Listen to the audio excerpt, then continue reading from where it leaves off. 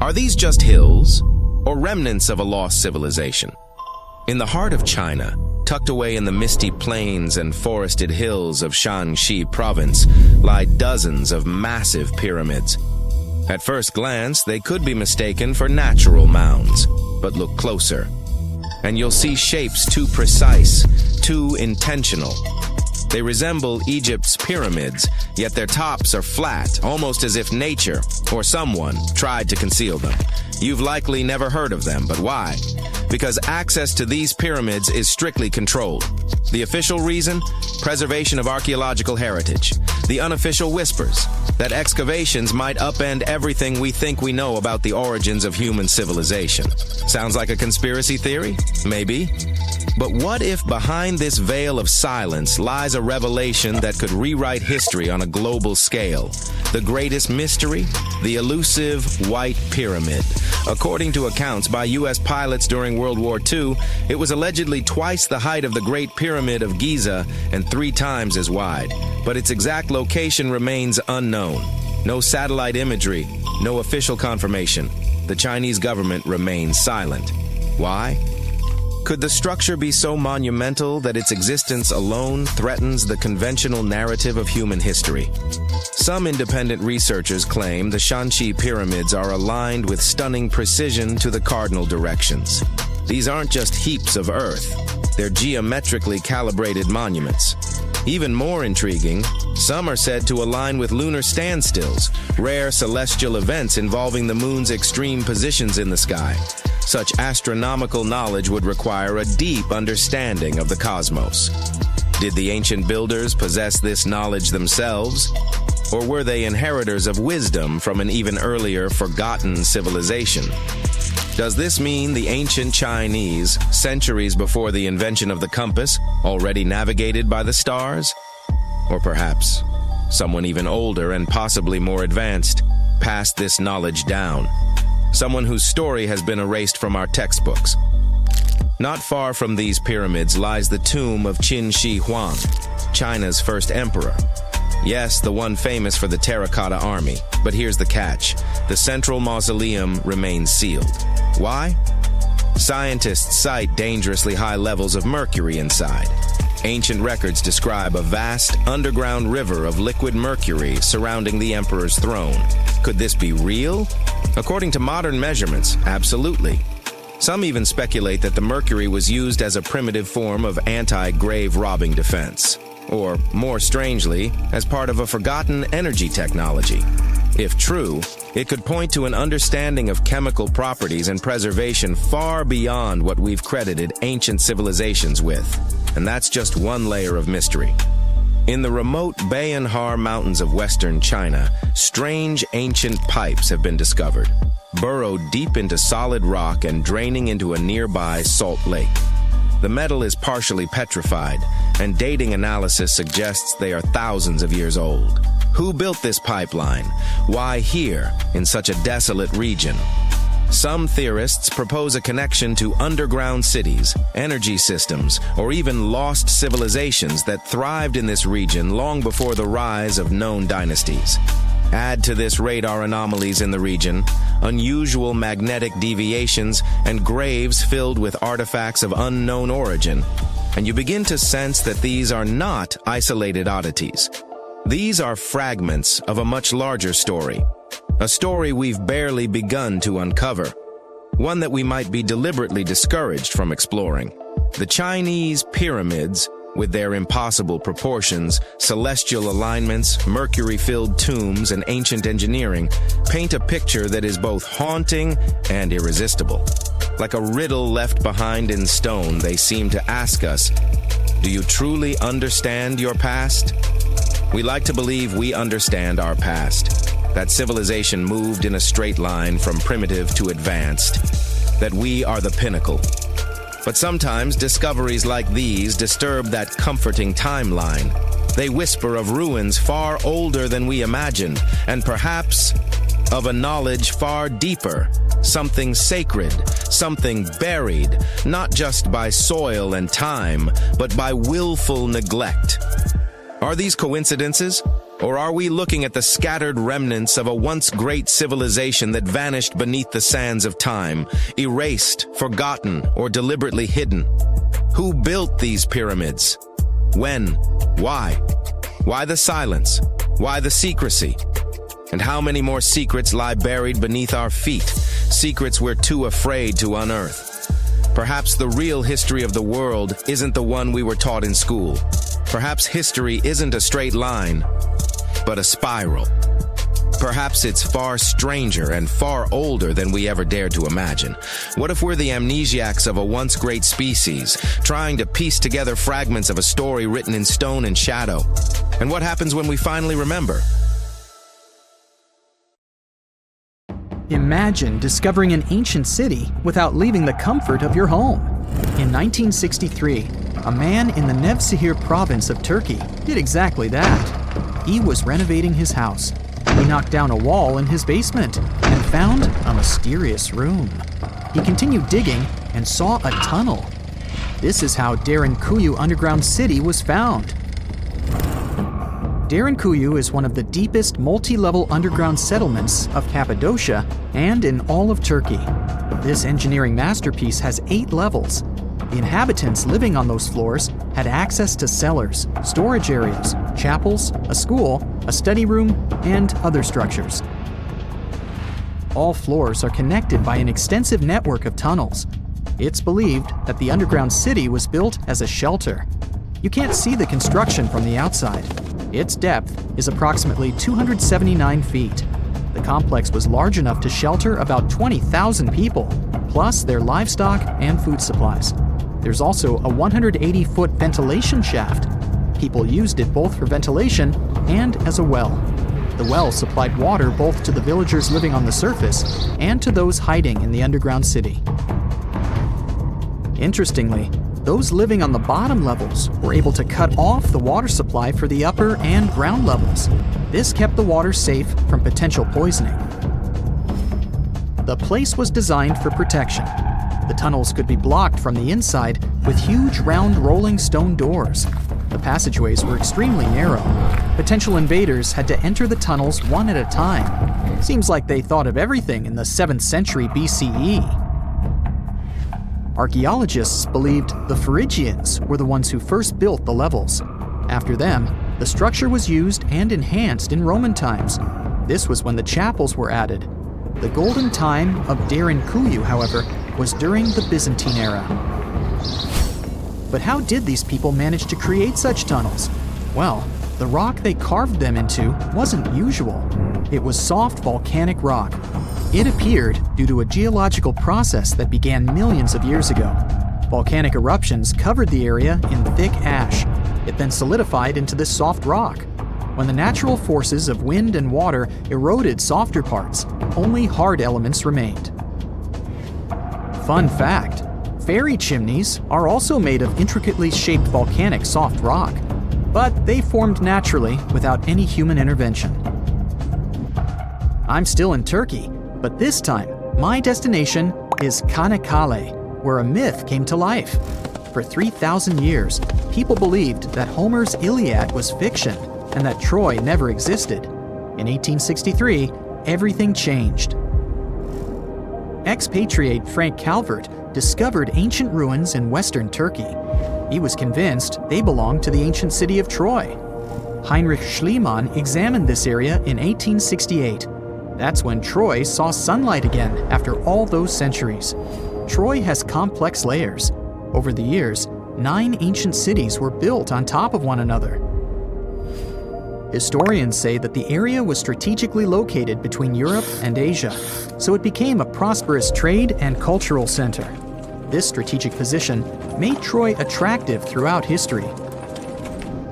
After the Trojan conflict, the city was abandoned between the years 1100 to 700 BCE. Then Greek settlers rediscovered the area, and Alexander the Great ruled there. The Romans then invaded the city. Speaking of this event, the first thing you would see when visiting the site is a replica of the wooden Trojan horse from a movie shot in 2004. The next stop is Lothal. In the 1950s, Lothal and several other Harappan sites were discovered in India. These new provinces extended the boundaries of the Indus Valley civilization. Lothal was an important part of the Harappan civilization. It had vast cotton and rice fields. Plus, it had a bead-making factory. Beads were made from semi-precious stones, like agate. Many of these beads were later found in Mesopotamia, which serves as evidence that Lothal was a thriving trading port.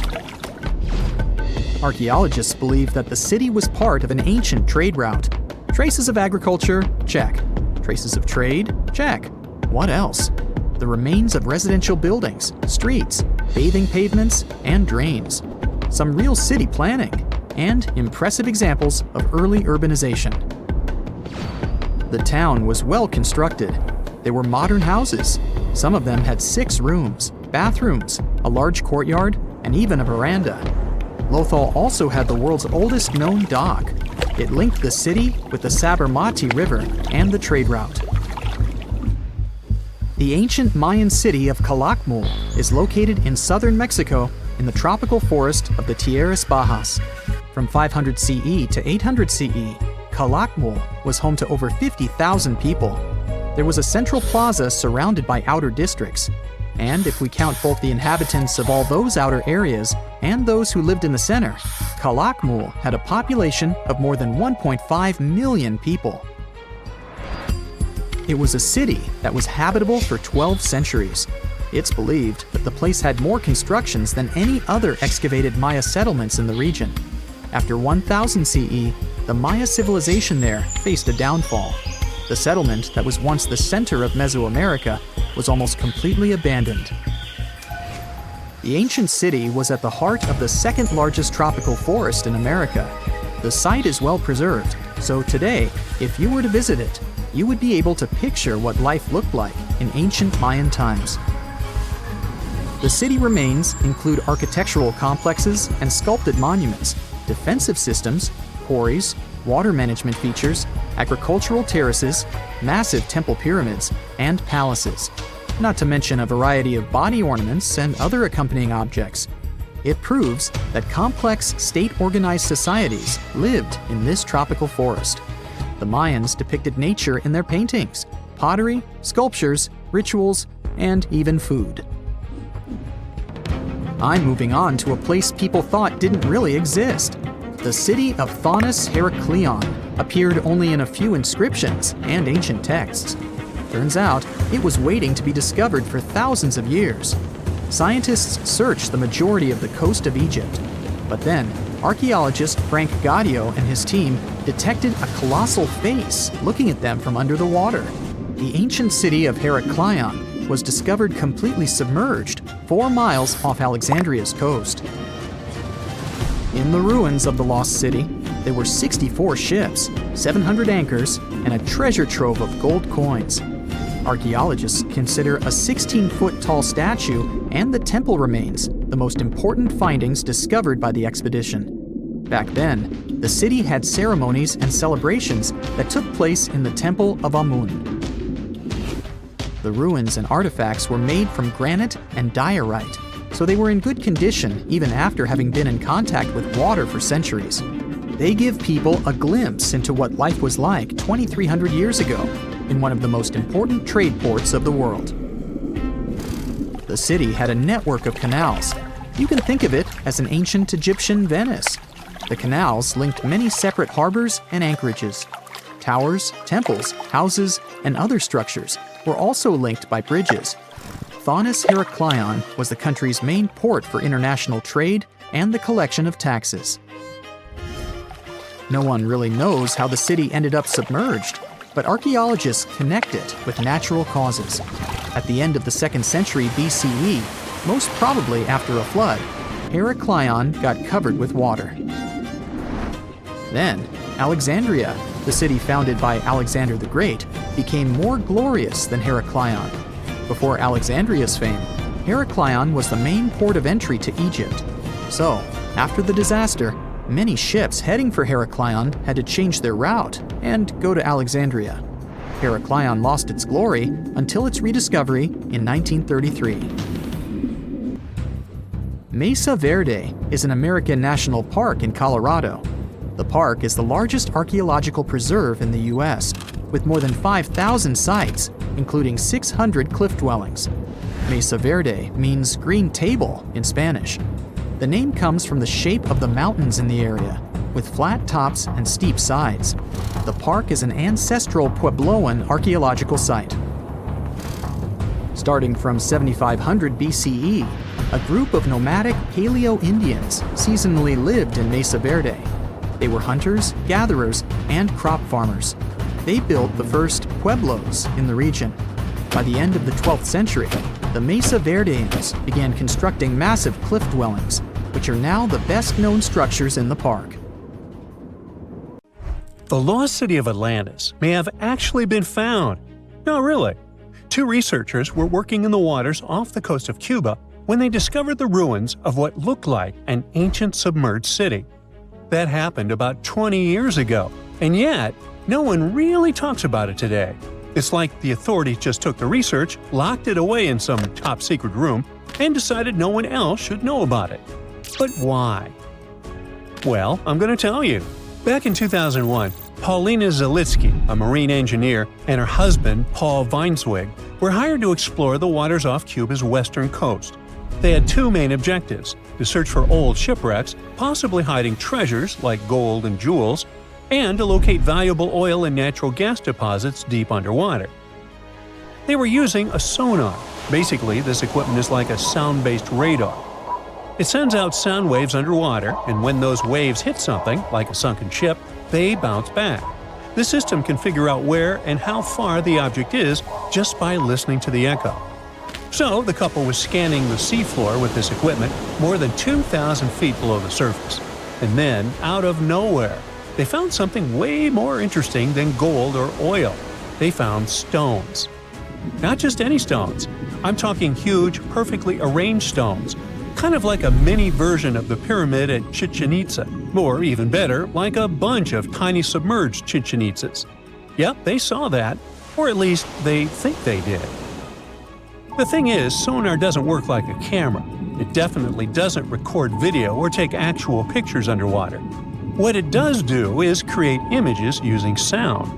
And those images are usually just outlines or shapes, kind of like a blurry black and white sketch. It shows you where things are, but not exactly what they look like. And that's exactly what happened back then. The equipment started producing images of these perfectly organized stone structures, and it really looked like some kind of urban development. I mean, the site was just too organized, too symmetrical to be just random rocks. But it sounded too good to be true. I mean, this discovery could totally change everything we know about ancient civilizations on the American continent. So the scientists decided it would be too irresponsible to announce anything without finding more evidence first. And that's why they decided to go back to that same spot.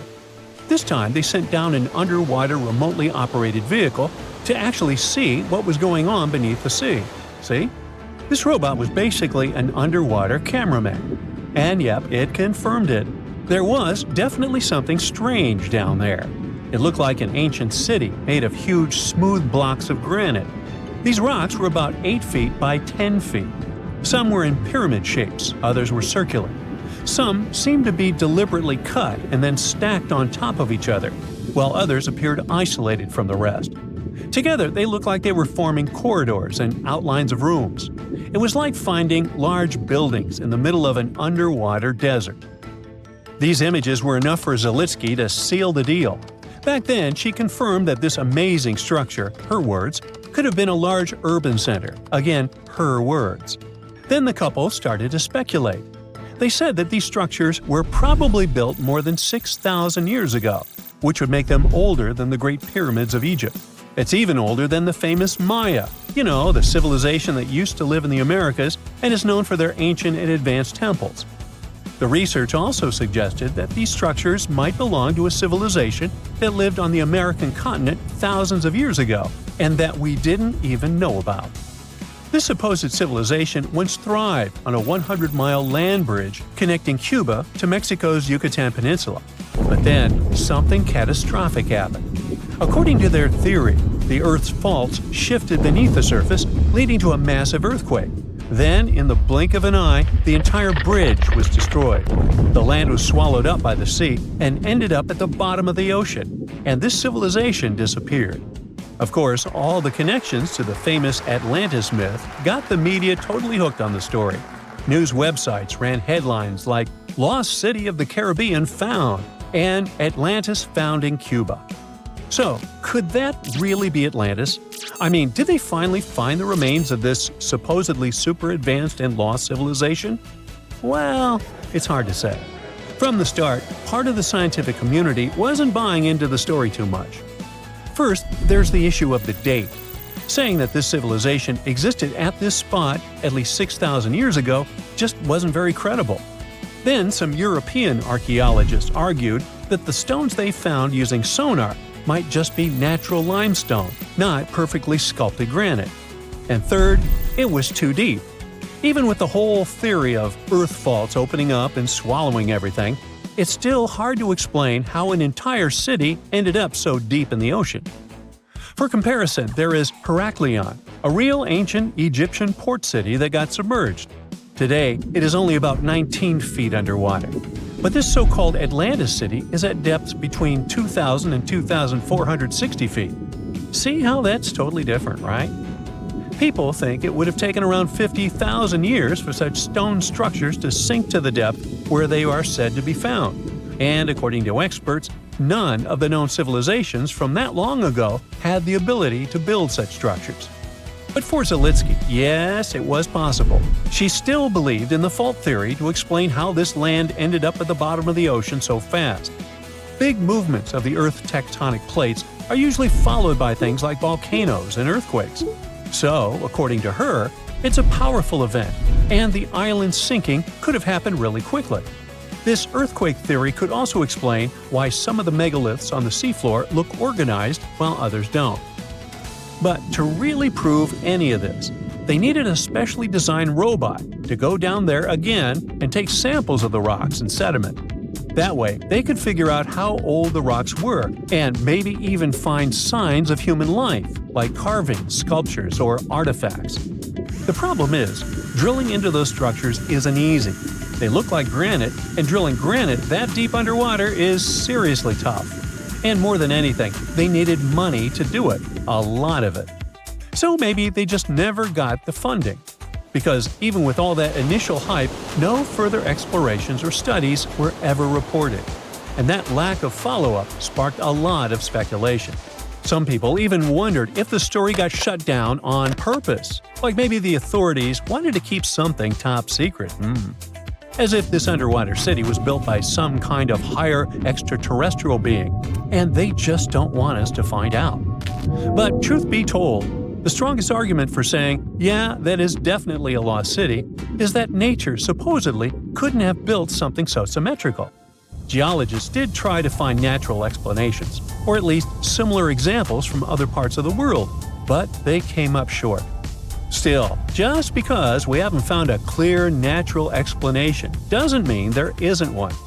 Nature can create some pretty wild and unexpected stuff, so honestly, that whole too perfect to be natural angle is kind of a weak argument. What most likely happened is that experts just weren't convinced it was actually a sunken city, and that's probably why no one followed up on their work. Over time, the buzz faded, the story disappeared, and the site slipped back into silence. And without more data, the true nature of those underwater formations off Cuba's coast is still a mystery. There are many myths around arguably the greatest structure ever built by humans, the Great Wall of China. Some say it's so grand that it's visible from space. Others claim that you can see it from as far as the moon. Other theories suggest that the builders of the wall were left inside. Well, sorry to disappoint you, but all these impressive stories are just myths. But even with those stories busted, the Great Wall of China is an impressive and truly breathtaking structure. So let me tell you its true story. Today, China is one of the most populated countries in the world, counting as many as 1.4 billion residents. It's also one of the oldest nations in the world, It has 3,500 years of continuous written history, but the civilization existed long before that. There is a theory that while the European continent, for example, was most likely reached by humans from Africa, China wasn't populated by settlers that came from somewhere else. Some people believe that the Chinese civilization got formed from local Stone Age people who lived on the territory since the prehistoric period. So now, the Great Wall of China. It's truly big even by today's standard, stretching for over 13,000 miles. To imagine it better, it's almost 5 times the distance between New York and Los Angeles. Or even a bit greater than the distance between the North and South Poles. Even in modern times, people have never built anything close to this big. Of course, it didn't take a day to build the Great Wall of China. 2? Keep going. In fact, the wall was being built for centuries. Maybe you know that ancient cities had walls around them to protect themselves from invaders. Yes, Chinese cities had them too. The first Chinese emperor united the country in 220 BCE and got a brilliant but very ambitious idea to turn all city walls into one big wall that would defend the country's border against attacks from the north. A trusted general directed the construction, enrolling a big group of workers, soldiers, commoners, and convicts. Back then, the wall was built of rammed earth and wood.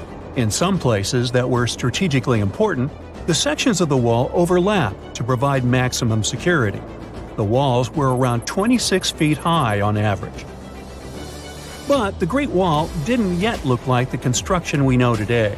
Every next emperor would pick up the big wall project, strengthening and extending it, repairing, but also modernizing construction techniques. Some used bricks to build it, others moved on to granite and marble blocks. Watchtowers and platforms weren't there from the beginning as well. They were added by Ming emperors. The watchtowers made it possible to communicate with other parts of the wall through smoke and fire messages. So, the wall is quite inconsistent in terms of material, but it only adds more charm to the construction and shows how much effort and time it took. The reasons why some parts of the wall have been standing for centuries and are still in good condition is glutinous rice flour. Turns out, this sticky rice mortar is almost like cement. It's very strong and waterproof, sealing the bricks so tightly together that even sneaky weeds can't grow between them. You may also notice that some bricks have writings carved on them. They were left by the workers who were building the wall. The purpose of those writings is quality assurance. They contain such information as location, quantity, and responsible officials. So, in the case of some problems with the quality of materials or constructions, it would be known who should be held accountable for it. Recently, a research group has looked through official historical documents of the Ming Dynasty that ruled China from the 14th to the 17th centuries. They came across records of secret doors in the Great Wall, so they decided to find them. They used a flying robot to capture continuous centimeter resolution photos of the wall. They photographed 90% of the wall that was built during the Ming Dynasty and discovered the remains of over 220 secret doors along the wall. Some of them have a specific width and height that allows only one person to go through. Others are large enough to allow 2 horses to pass at the same time. Why are the doors there? Well, the Great Wall's main goal was to protect the country from the enemy. Building doors that could let the enemy in would undermine the whole point of having a wall. So, of course, the doors were secret passages. They perfectly matched the surroundings topographically, and the exit on the outside was camouflaged with bricks so that it was almost completely indistinguishable from the brick wall. The wall was never just a defensive wall, and it was never completely closed. It could be opened on demand. It was also a structure used for trade and commerce, communication between inside and outside the wall, and of course, for defense and spying. Some doors were used for trade with the other side. Through smaller doors, a person would sneak out to spy on the enemy that lived on the other side. The hidden gates were also useful for a sudden attack. As you remember, some gates were camouflaged with brick on the outside. The exit was so indistinguishable that the enemy had no idea exactly where it was located. The inside entrance for Chinese soldiers was hollow, so they could walk through the wall and break the camouflaged exit gate from the inside, starting their surprise attack. Now, even though the main point was to prevent outsiders from getting into the city, the wall wasn't too effective on that matter. It could still be climbed over or marched around. So the wall was being watched at all times, and the guards gave signals to the troops if they saw the enemy approach. Also, the wall provided more time to mobilize and bulk up the country's forces or lure the enemy troops into a difficult strategic position. The construction stopped at the end of the 19th century. The wall lost its strategic and military importance due to technological advances. Over the centuries to today, only 8% of the Great Wall is in good condition, and the rest is damaged. Also, around 1/3 of the wall has disappeared without a trace, due to both natural erosion and human damage. I guess you could say it's now just a pretty good wall. As you remember, the first parts of the wall were built out of rammed earth and wood. These are not the most unfailing materials if we're talking about thousands of years. Also, destructive farming methods have turned large areas into a desert and contributed to erosion. Also, many bricks were taken away from the wall in the last century to be used in building farms and houses. The wall is being deconstructed stone by stone even today, but this time by tourists. Quite a few of them take a stone as a souvenir. That's a total of a lot of stones, considering that over 10 million tourists visit the Great Wall every year. Since 1987, the wall has been a UNESCO World Heritage Site, highlighting that it has an outstanding importance to humanity. The wall is one of China's 56 World Heritage Sites, second place among countries with landmarks protected by UNESCO. Who's first, you ask? Well, the top spot, with 58 World Heritage Sites, belongs to Italy. And do you know that the wall isn't only a famous tourist attraction, but also the location of the Great Wall Marathon? It's a marathon that was established in 1999 and is one of the most challenging ones in the world.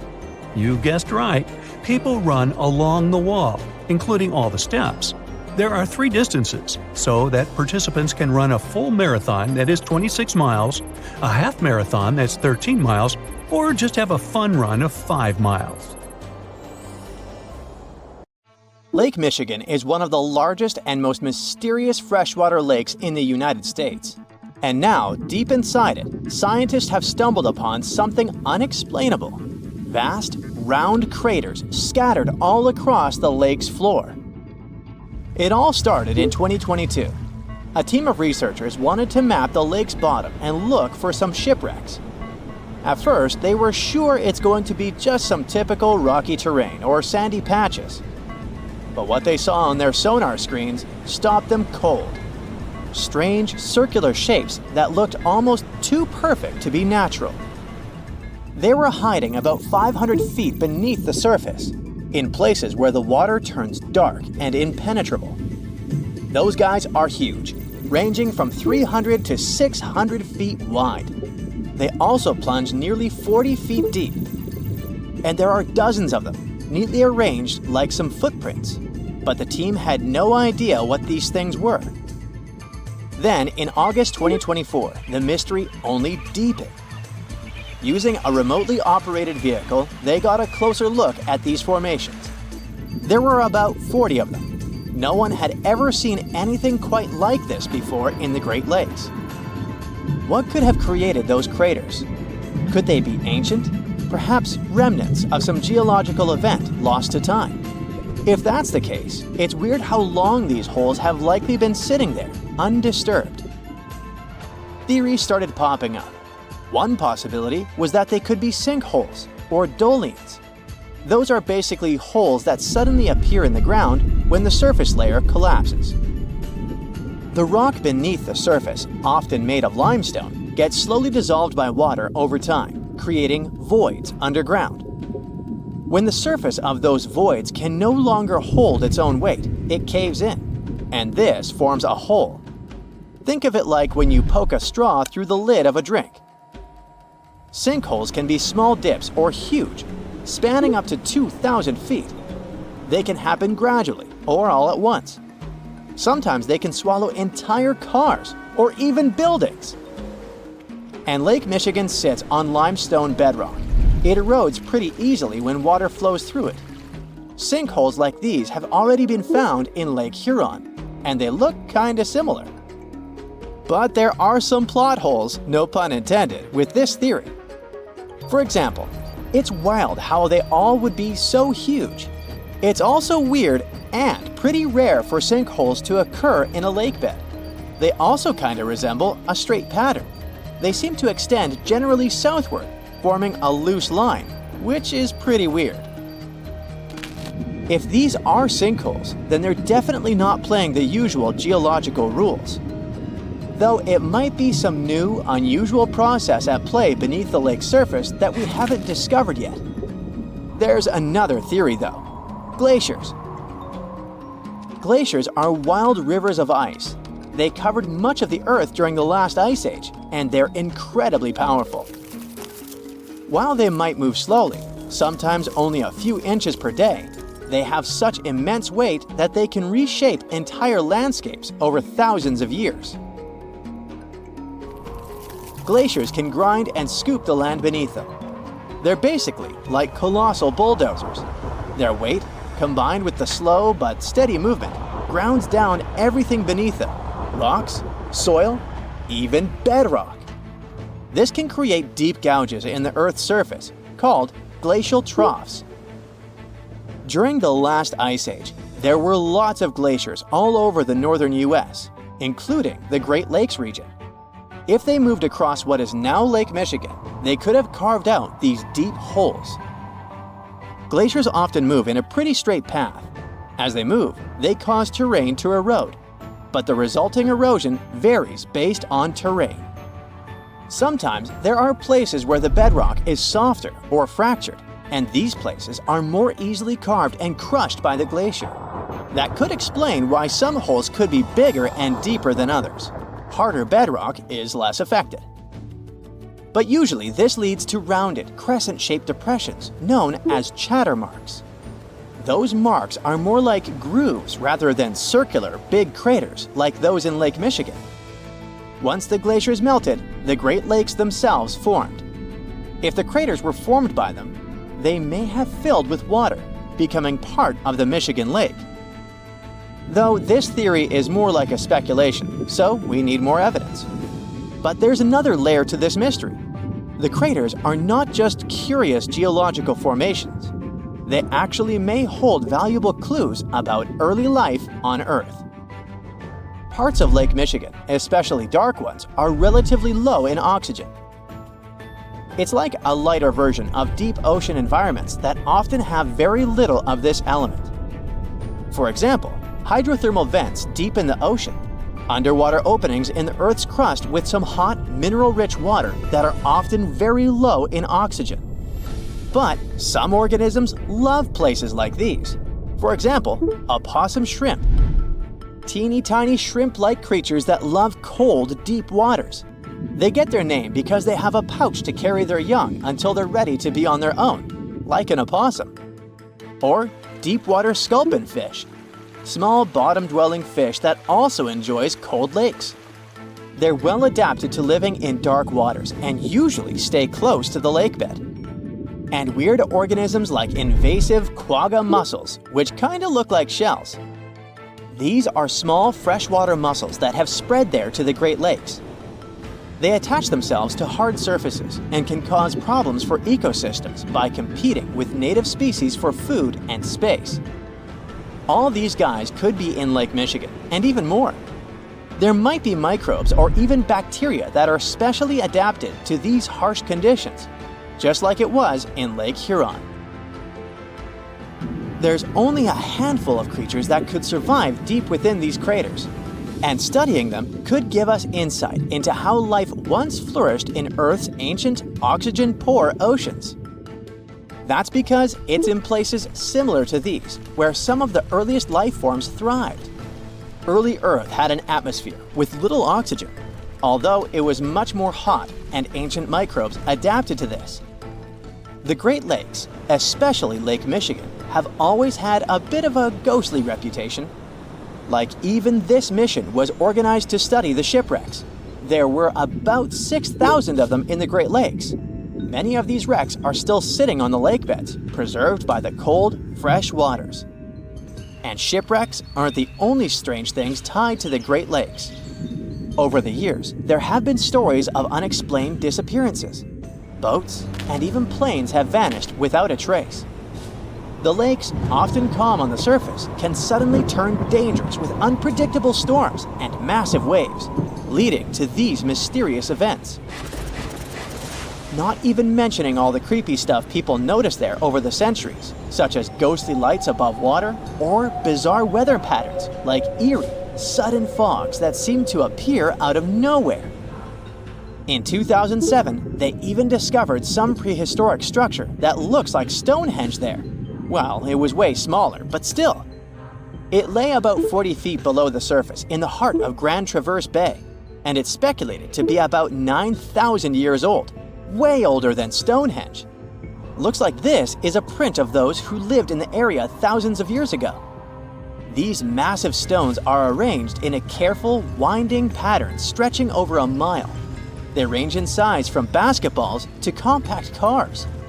But one, in particular, stands out. A boulder 3.5 to 4 feet tall, 5 feet wide. It's etched with the image of a mastodon, a creature that roamed the Earth about 11,000 years ago before it went extinct. It probably sank there during the end of the last ice age we mentioned. This period had reshaped the region. This place is underwater now, but back in the day, it was still dry land. So the stones were probably created by people who lived there, though we're not sure why. Were they used as hunting blinds? Or was it some sort of an ancient calendar? Who knows? Only about 15% of the Great Lakes floors have been explored. Now, scientists are gearing up for a deeper dive into this mystery, both literally and figuratively. They want to analyze the lake beds surrounding the craters, hoping that maybe something in the environment around them might have caused them to appear. They have initiatives like Lakebed 2030. These missions should map the entire underwater landscape. This would help us learn tons of interesting stuff about Lake Michigan and our planet's past. Who knows what other secrets these dark waters hide? Humans invest a lot of time and money exploring the unknown. First outer space, then the ocean floor. But there's another frontier we're trying to conquer. Scientists call it the deep frontier. I'm talking about how far down to the Earth's core we've made it so far. During the 60s, humans tried digging the deepest man-made hole on Earth. This took us deep into the Arctic Circle. What later became known as the super deep borehole is also the deepest artificial point on Earth, reaching the depth of 40,230 feet. It took 20 years to drill this far into the Earth's crust, and researchers say this is only about 1/3 of the way through to the mantle. Here's a quick anatomy of our planet. If the Earth is like an onion, the crust is like the thick skin of this onion. This part is only 25 miles thick. Beyond this is the 1,800-mile deep mantle. And after that, right at the center of the Earth is the core, which is made up of 2 layers, inner and outer. Now, can you guess where on the planet the crust is at its thinnest? On the ocean floor. When American scientists understood that, they started drilling holes on the seabed. This gave way to Project Mohole. It began in 1961, but their technology to drill deep holes on the ocean was really bad. They had to improvise. They installed a system of propellers along the sides of their drill ship to keep it steady over the hole. The main challenge was to drill as vertically as possible. Otherwise, that deep hole would look more like a deep maze. Both the Kola Super Deep Borehole project and the Project Mohole came to an official stop in the years that followed. But hey, humans have built some pretty deep stuff underground. In 1963, a Turkish man took a swing with his sledgehammer to improve his basement and discovered a tunnel. That tunnel entrance led to more openings that connected a multitude of halls and chambers. He didn't know it, but he had discovered Derunggoyu. This once lost city was up to 18 stories tall and 200 feet deep. The city was large enough to host 20,000 people, and it was simply standing beneath Cappadocia in Turkey the whole time. Cappadocia hosts hundreds of subterranean dwellings. 40 of these underground cities are at least 2 stories high, but none of them are as huge as Derunggoyu. There's not a lot of historical accounts of how Derunggoyu was born. Some speculate that the oldest part of the complex was dug about 2000 BCE by the Hittites. The Hittites were an Indo-European civilization who formed one of the first major civilizations of the Bronze Age in West Asia. Scholars think they built this underground city to protect themselves from invasion. Others think it was actually the Christians who built the city in the 1st century CE. They speculate that it could have been constructed to protect people from the intense temperature variations, extreme heat in summer and freezing cold in winter. Geographically, the terrain under Cappadocia is great for building. The rocks are soft, which makes tunneling easier. For that same reason, opening large caves underground is fragile. That's why most chambers have pillars that support them. On the bright side, and we are, none of the floors at Derunggoyu have ever collapsed. The builders of Derunggoyu thought of everything. The city was shut off from the world by huge rocks that hid its entrance. It was ventilated by a total of more than 15,000 shafts, around 10 centimeters wide. This way, they guaranteed enough breathing air in the upper levels in a way that they ended up being used as the living and sleeping quarters. The lower levels of this impressive maze were mainly used for storage.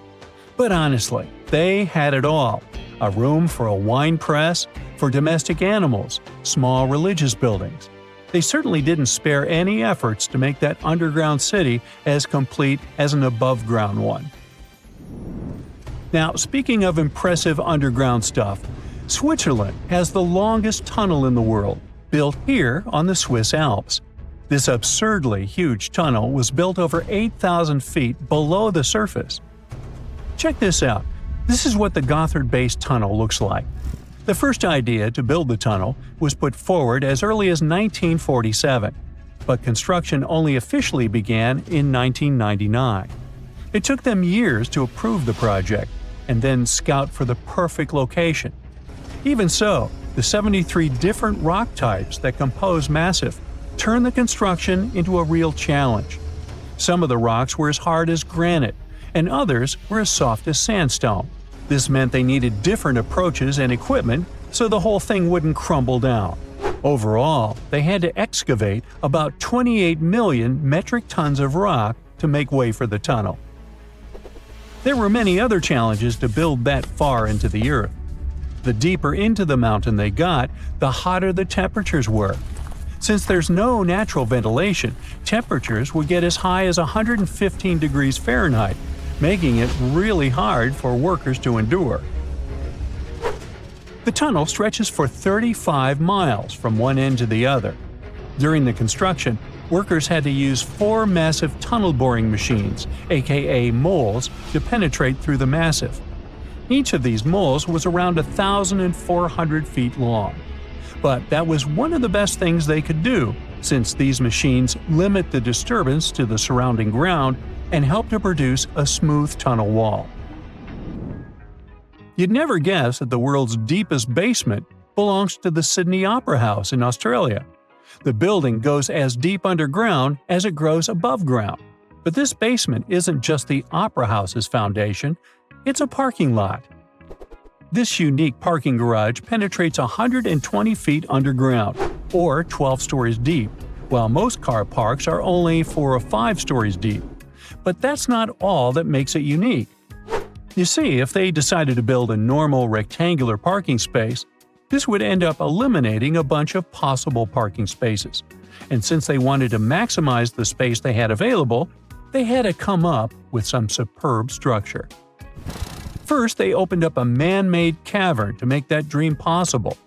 Then they had to come up with a design. That's what led to the donut-shaped cavern, or what engineers call a double helix. This design shocked the engineering community for its innovative approach. But hey, it worked. Today, there is space for over 1,000 cars down there, which seems about right for an opera house. Let's wow once again real quick. Some underground structures may take up to an hour to reach. Take this gold mine in South Africa that lies around 2.5 miles below the surface. Yeah, you may think, hey, it's just a couple of miles, why does it take an hour to get there? But the conditions are hard and it's not for the weak.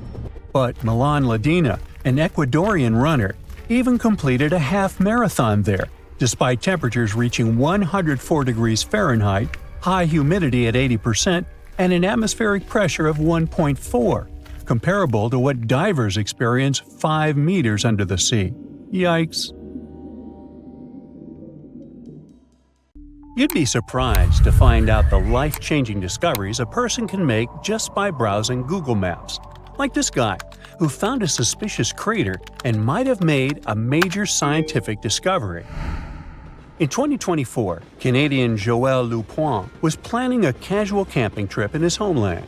He opened Google Earth and zoomed in Quebec's Côte Nord region. That's when he saw it, this unusual rounded structure.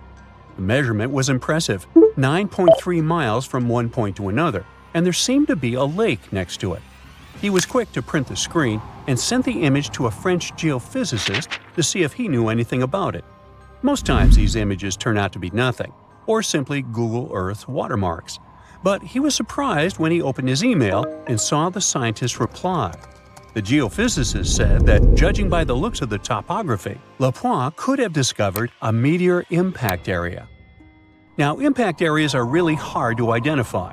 Since they've been around for millions of years, most of their shapes have been heavily changed by erosion.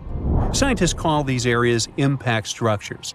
They're usually circular or crater-like and are made up of deformed bedrock.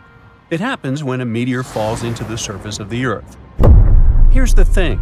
Since the crater has huge walls around it, these areas are usually mistaken for mountain ranges. That's what left the Canadian explorer confused.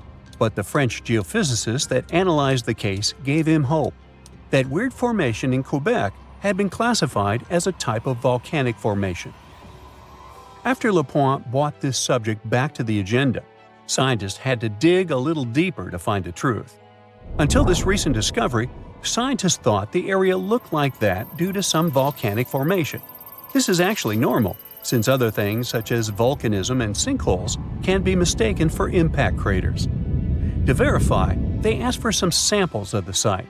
This is a more reliable way to fact-check whether a meteor landed there or not. When the meteor hits the Earth, it brings different types of minerals from outer space. That's the wonderful thing about impact craters. They reveal a link between Earth and the outside universe. By now, scientists have cataloged most of the minerals that are native to our planet.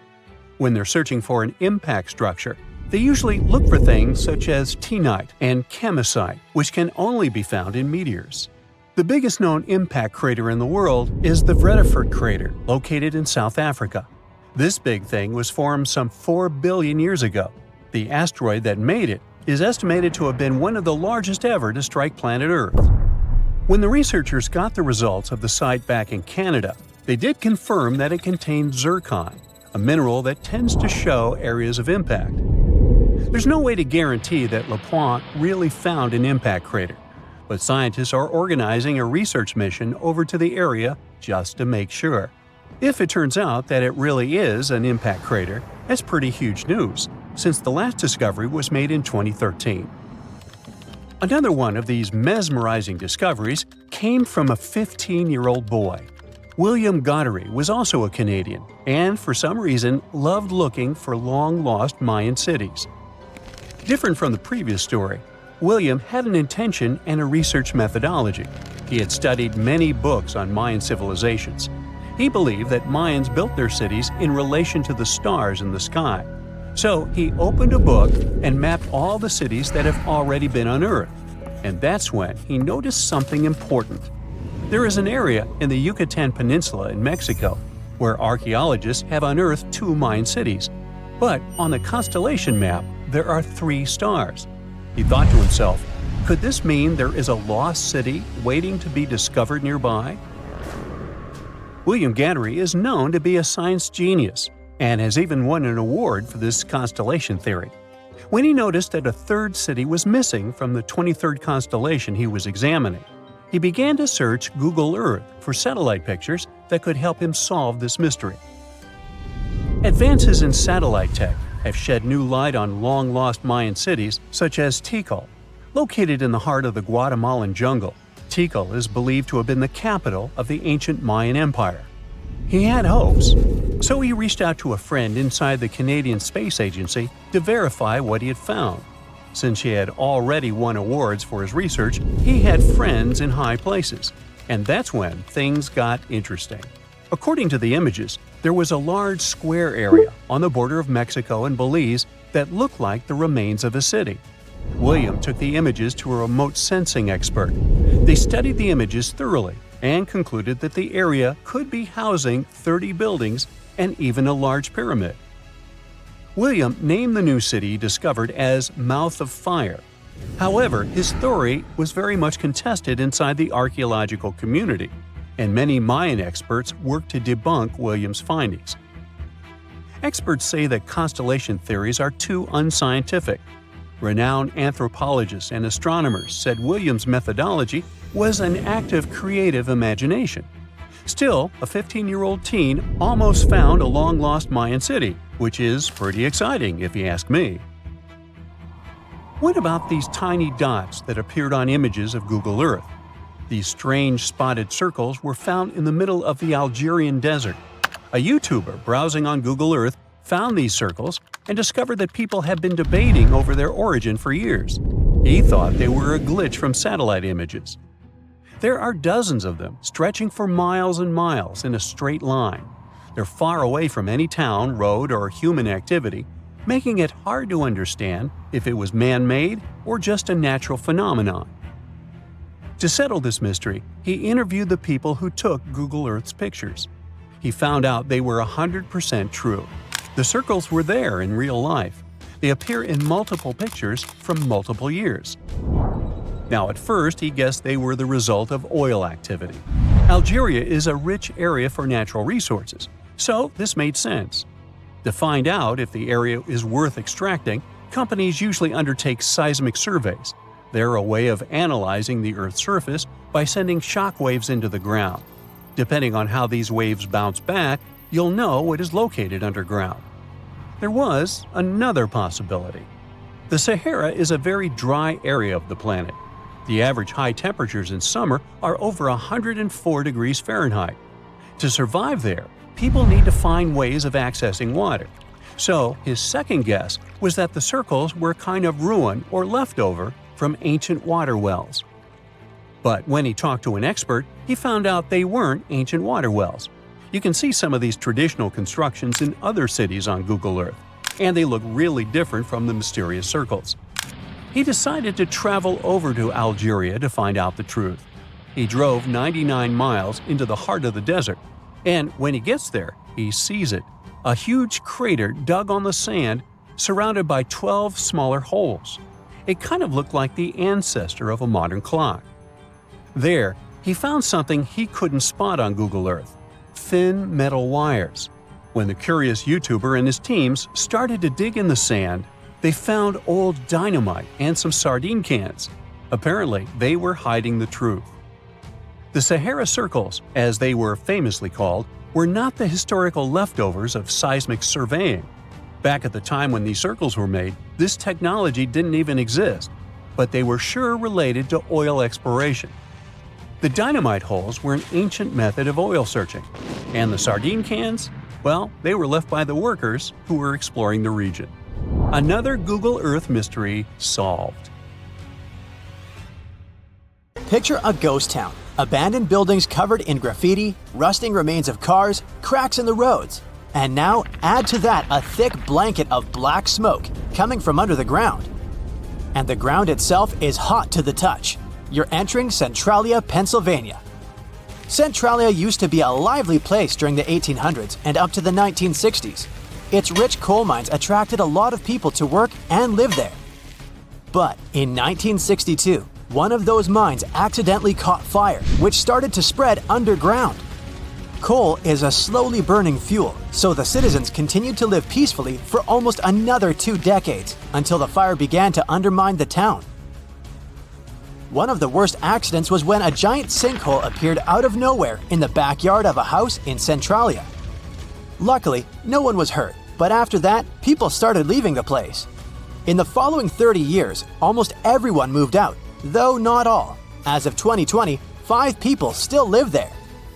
But other than that, Centralia is by all means a ghost town, and crumbling abandoned buildings and cracked roads are just a minor part of it. The most disturbing thing about this place is the smoke billowing from under the ground through cracks. The fires down below are still raging, heating up the surface and slowly destroying the remains of the town. In fact, this was what inspired the famous fictional town of Silent Hill. The blaze is estimated to last for another 250 years, and by that time, there will be nothing but scorched wasteland in the area. If you're afraid of bugs, then this place will probably be your worst nightmare. The Gomantong Caves in Malaysia could be one of the most picturesque places in the world, if not for their dwellers. First off, there are bats. Over 2 million of these animals live in the vast expanses of the caves.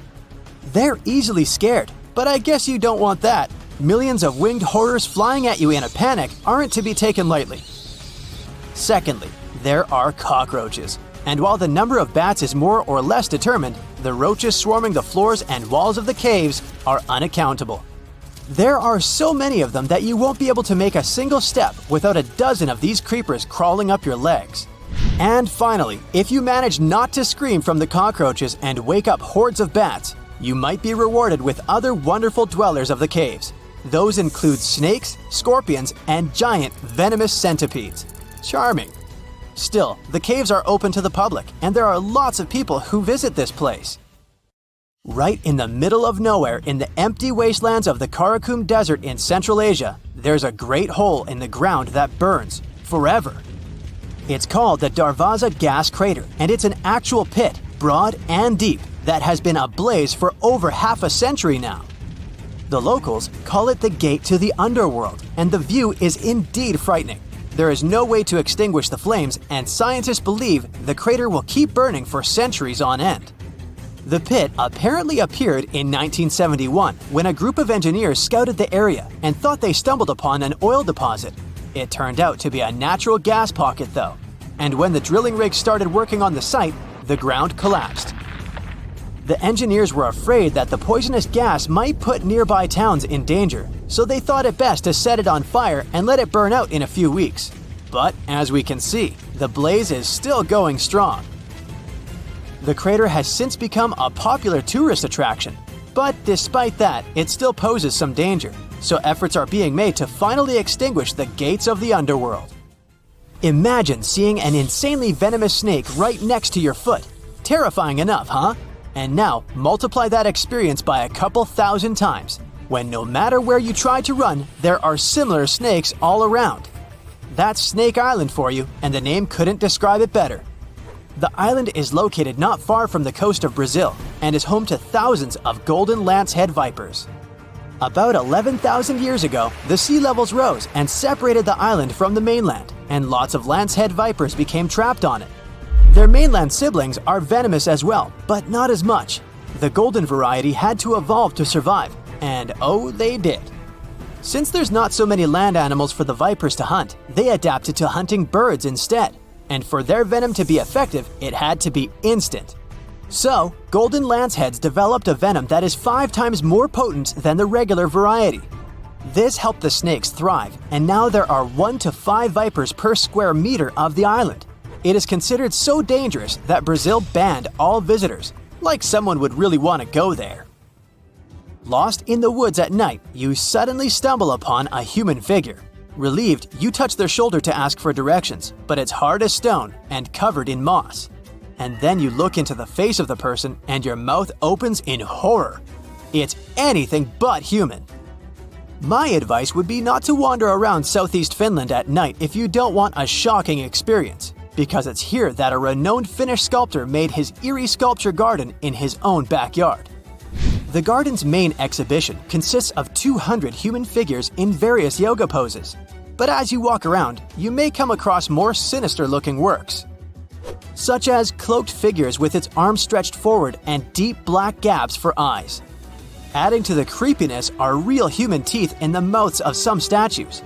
The garden itself appeared because the sculptor was a recluse and didn't want to leave his home, and when asked to lend some of his sculptures to museums, he would say he needed to ask them if they wanted to. It seems they never did, though.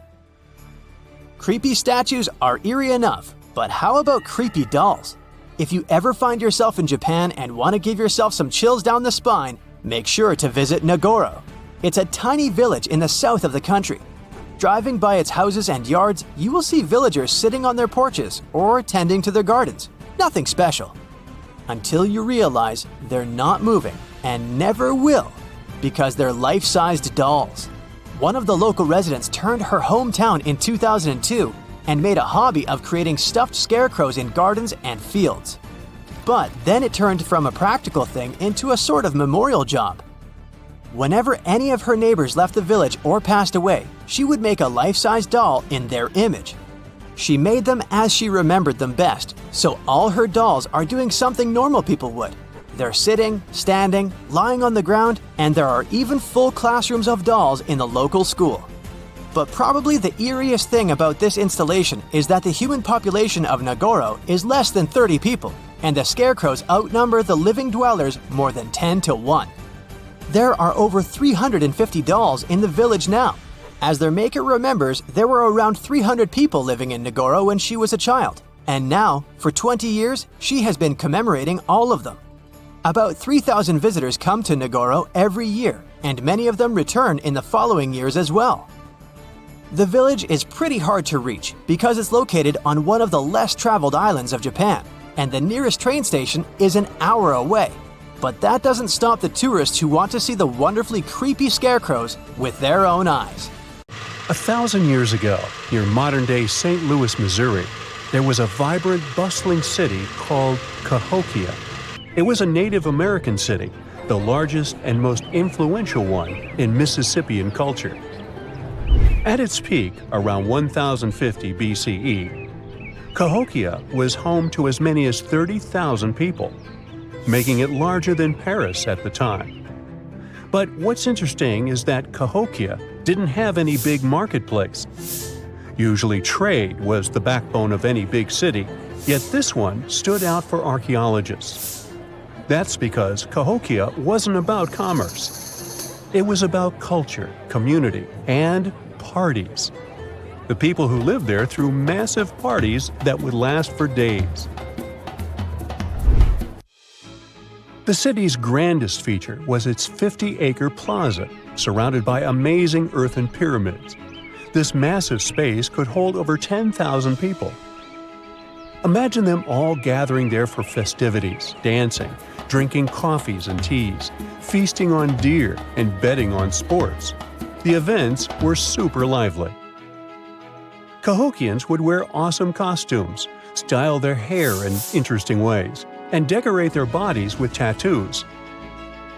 Athletes were playing a game called Chunky, where they hurled spears at a rolling stone disc, competing to get as close as possible. The roar of the crowd filled the air, and performers showed off their skills. These celebrations were so wild, they left traces in history. After the parties ended, Cahokians cleaned up by tossing leftovers into pits. Archaeologists have uncovered these waste pits, and they were filled with food remains and pottery.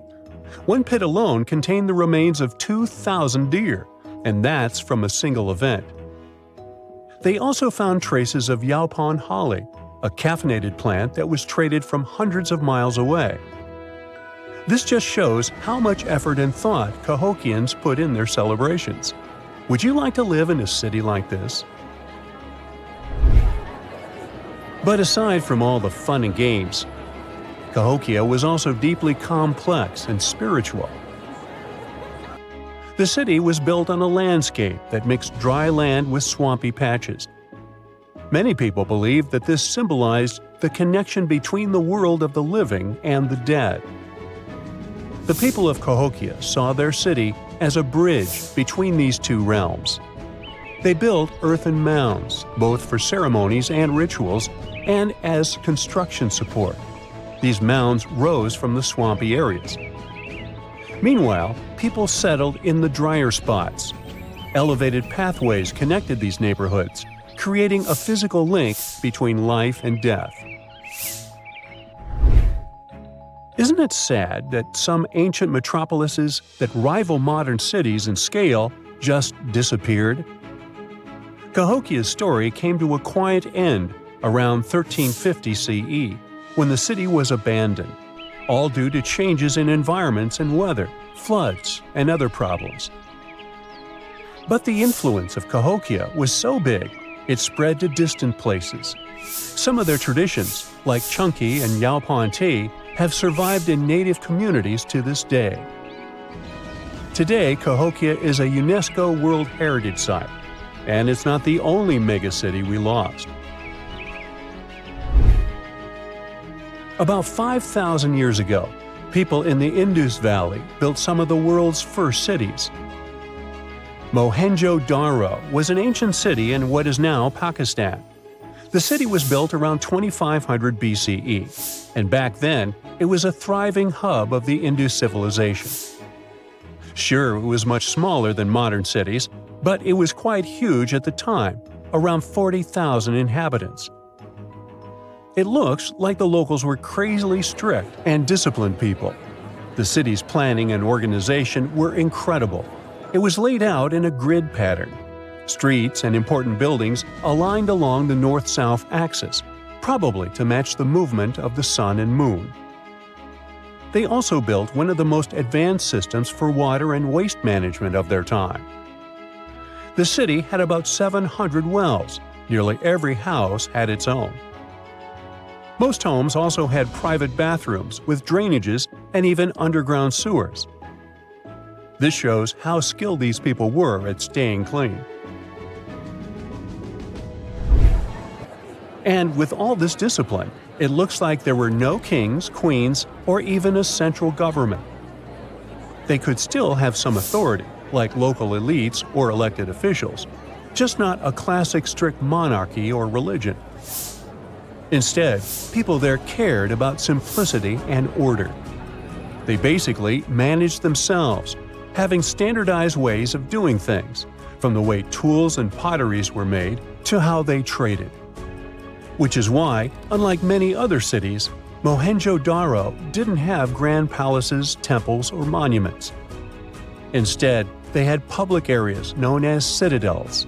People gathered at citadels for rituals, meetings, and storage of grain. And it seems like this way of life worked perfectly.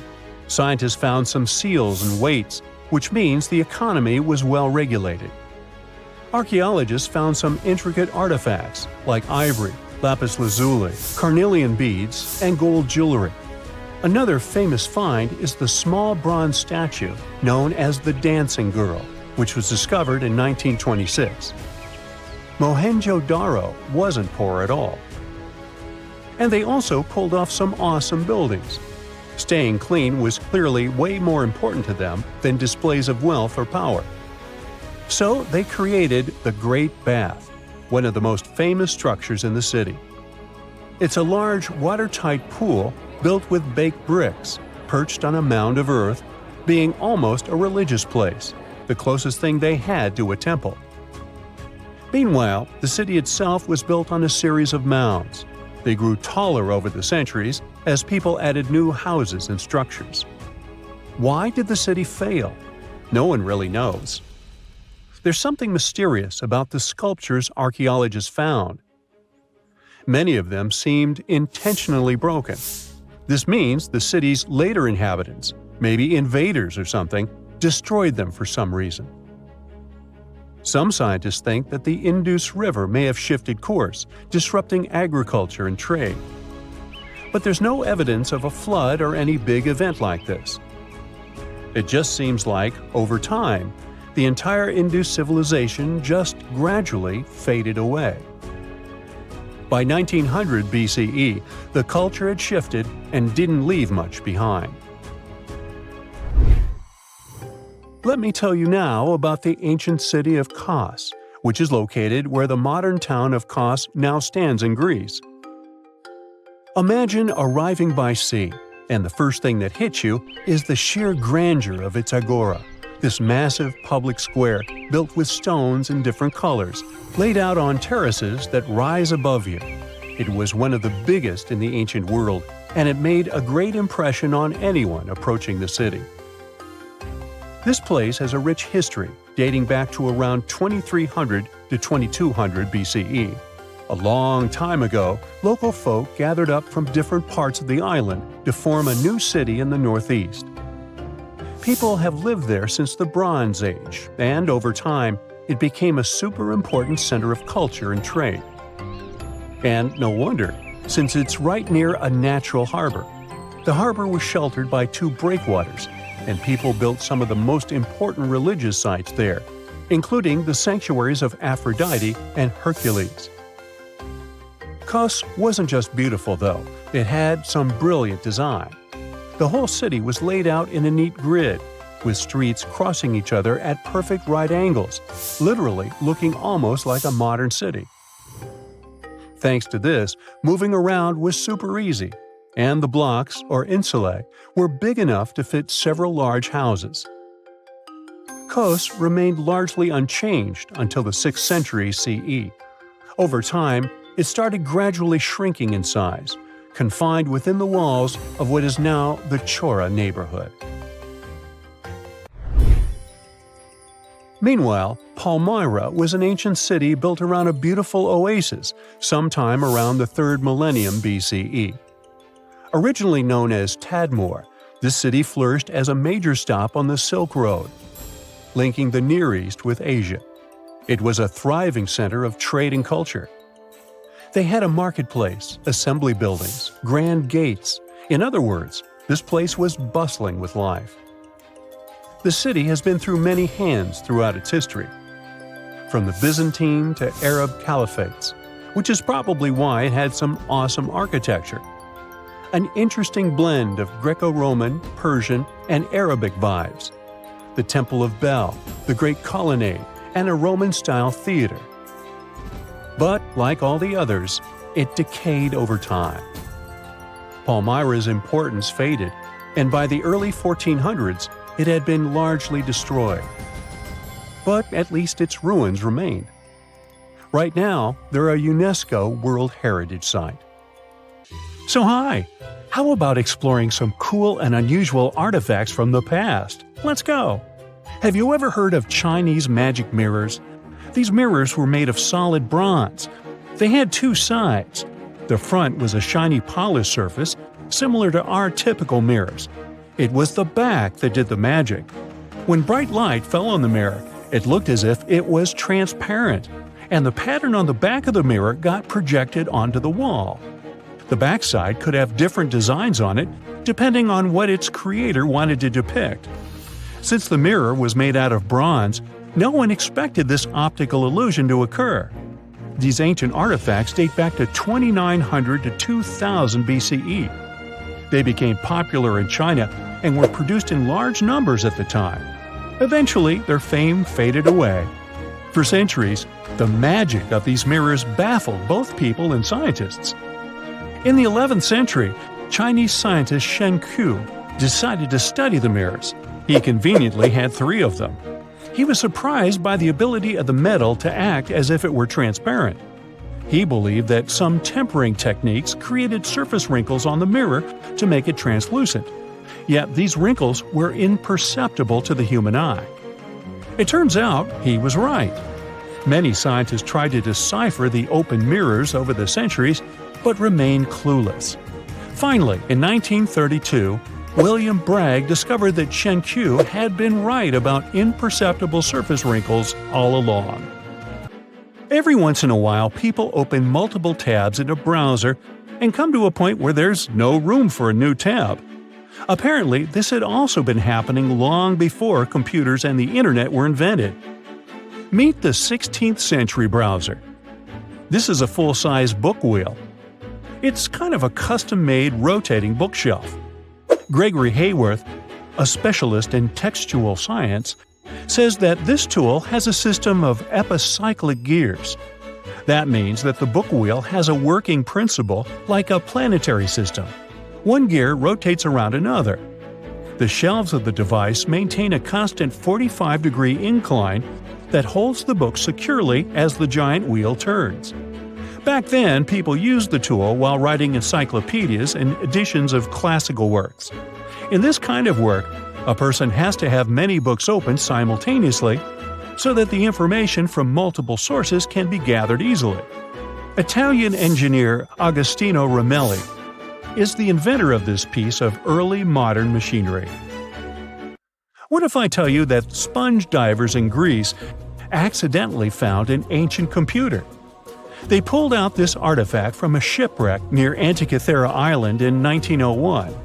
Scientists called it the Antikythera mechanism and labeled it as the first mechanical computer.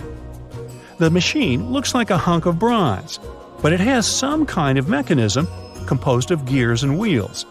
So, experts first assumed that it was an astronomer's tool. After an X-ray scan, though, they found out that the instrument was far more complex than they thought. The artifact was meant to calculate astronomical positions, track the 4-year cycle of athletic games, and so on. It contained a box with dials on the outside and had an assembly of gear wheels attached. It's still unknown who built an instrument with this level of artistry 2,000 years ago and why this technology was lost. After seeing how sophisticated the device was, scientists accepted that their perception of ancient Greek engineering wasn't really accurate. Professor Michael Edmonds of Cardiff University admits that based on the knowledge they have, this mechanism shouldn't even exist. Edmonds says the machine is one of a kind, and its astronomical calculations are precise. For him, the Antikythera mechanism is more valuable than the Mona Lisa. In 1929, scholars working in Topkapi Palace Museum in Turkey discovered a map. It became famous for being the oldest map showing the Americas. Perry Rees drew this detailed map on a gazelle skin in 1513. He depicted Europe, North Africa, the coast of Brazil, and several islands, such as the Azores and Canary Islands. The most exciting thing is that he created the map only 21 years after Columbus had set foot in the New World. Well, it was new to him.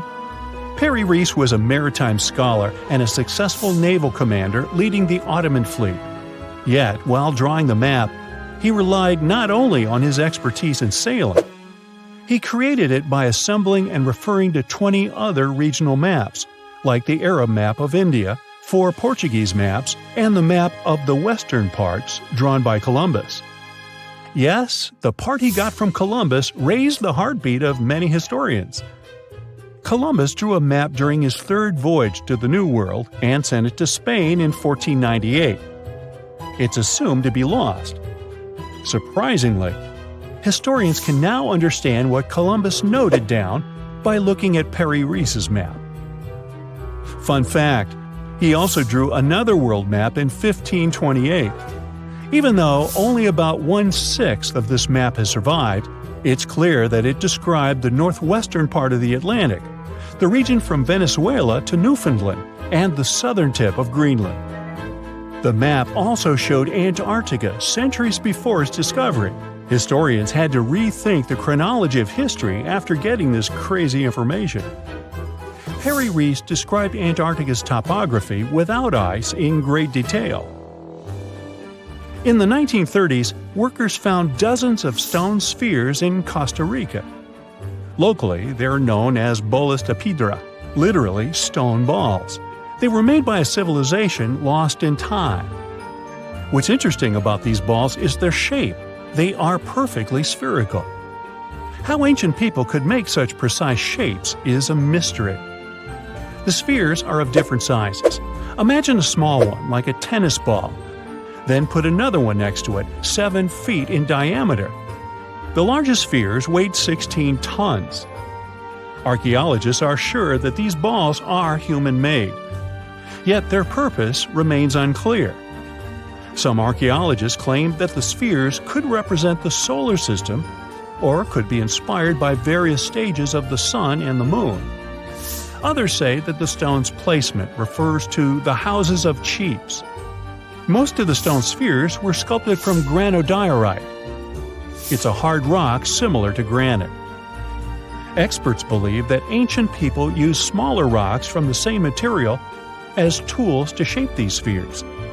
They also think that sculptors probably heated portions of the stones and then cooled them rapidly. This could have helped them to remove the outer layers of rock. Our next one is an ancient battery set found in Iraq in 1936. The set consists of a ceramic pot, a copper cylinder, and an iron rod. At the top, the iron rod is isolated from the copper by asphalt, and both the rod and cylinder fit inside the mouth of the jar. The copper cylinder isn't watertight, so if the pot was filled with a liquid, it would surround the iron rod as well. Archaeologists focus more on the oxidized iron rod because the vessel just needed to be filled with an acid or alkaline substance to produce an electric charge.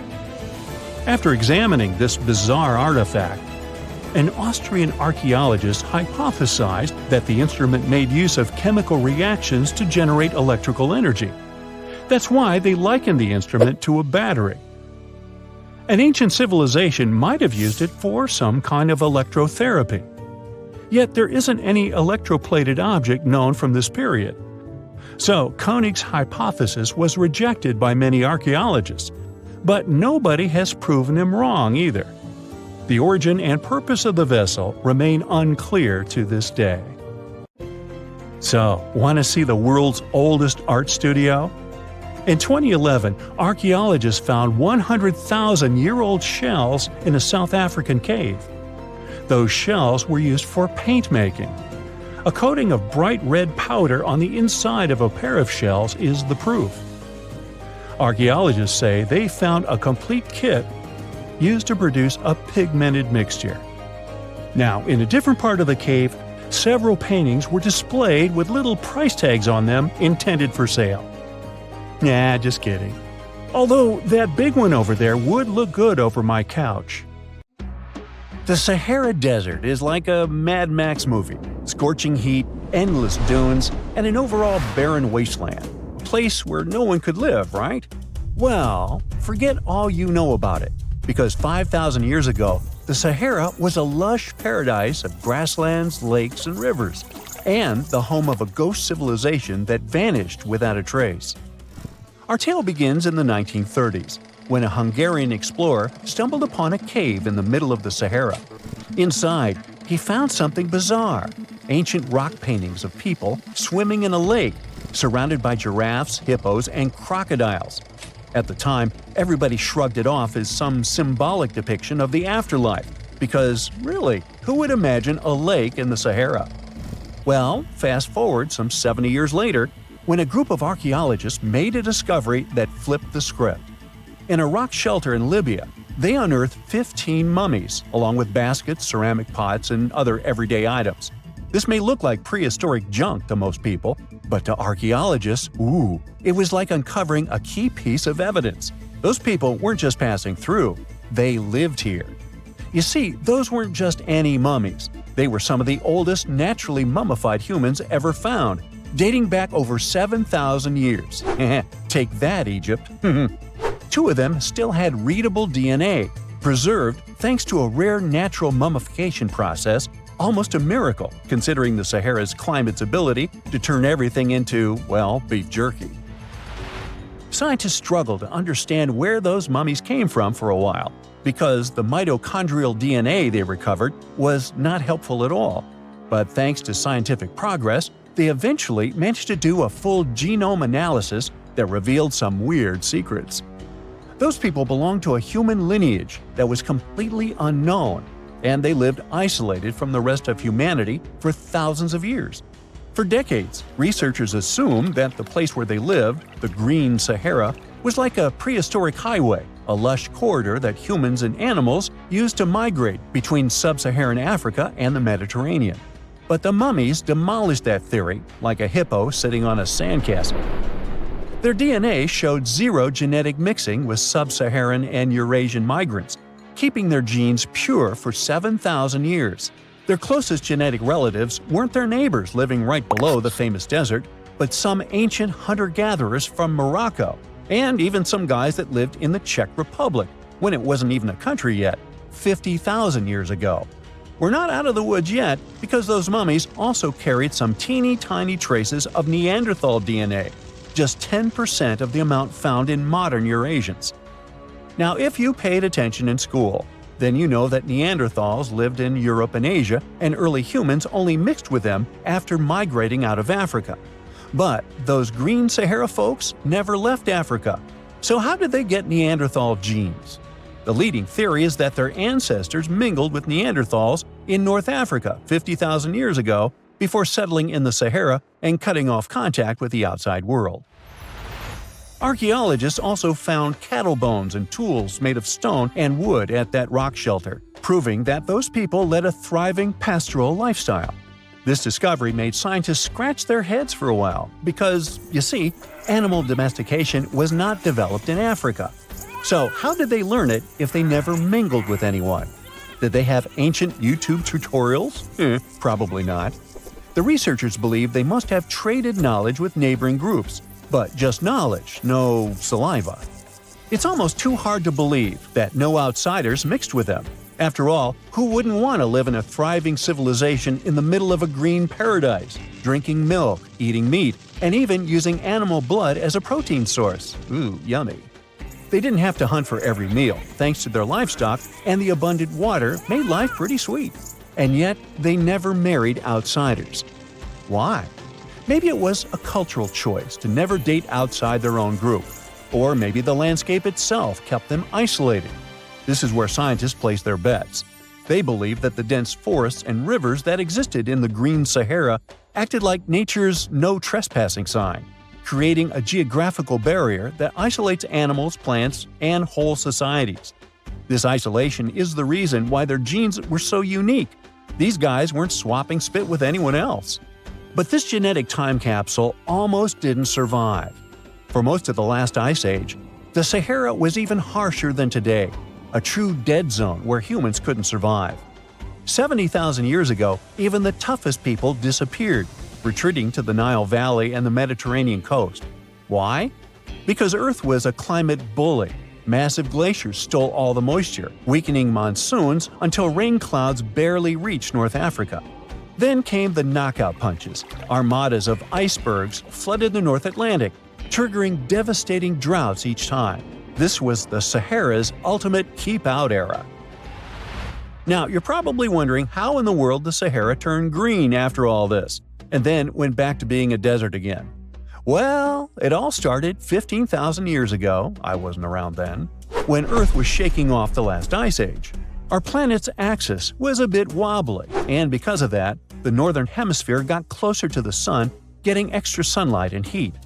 This eternal summer turned North Africa into a giant moisture magnet, pulling water from the Atlantic and making it all rain down on the Sahara. The result of this ridiculous amount of rain was a lush savanna, complete with lakes the size of small countries. But the African humid period was not just a one-time miracle.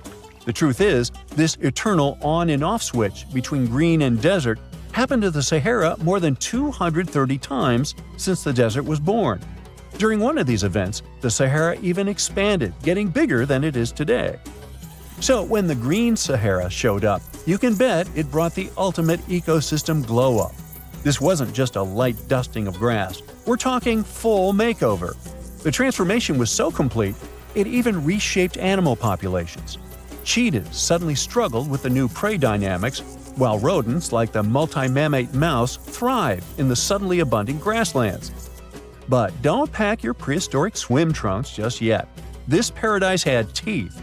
The Sahara was an ecological maze of crocodile-infested rivers, malaria-carrying mosquitoes, and big cats lurking in the tall grass. Crossing it would have been like playing a real-life game of Hungry Hungry Hippos. This is probably why more groups didn't settle permanently. The Sahara's climate cycled between wet and dry every 20,000 years, hardly a stable zip code.